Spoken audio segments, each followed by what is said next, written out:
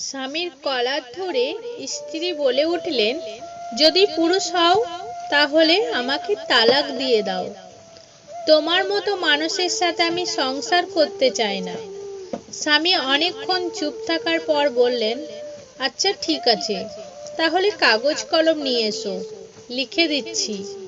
স্বামী স্ত্রীর হাতে কাগজটি দিয়ে বলল, এই যে লিখে দিলাম, এখন এটা নিয়ে বাপের বাড়ি চলে যাও। ব্যাগ গুছিয়ে সন্তানকে কোলে নিয়ে বউ বাপের বাড়ি চলে গেল। 10 দিন পার হলো, স্বামীর মোবাইলে মেসেজে ভরে উঠতে লাগলো।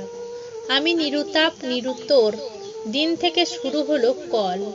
কখনো পরিচিত স্ত্রীর শ্বশুর শাশুড়ি শালাশালিদের নাম্বার থেকে, কখনো অপরিচিত নাম্বার থেকে। স্বামী কোনো ফোনই রিসিভ করে না।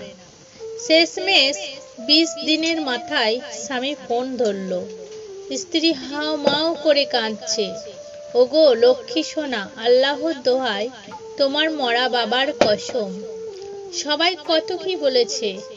স্বামী সব শুনে বলল, কি বলতে চাও সরাসরি বলো, এত ন্যাকামি শুনতে চাই না।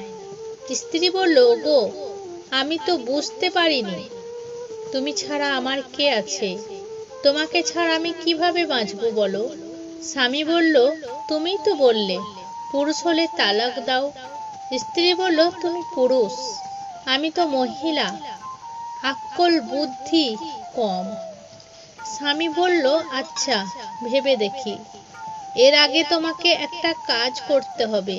স্ত্রী বলল, যা বলবে তাই করব।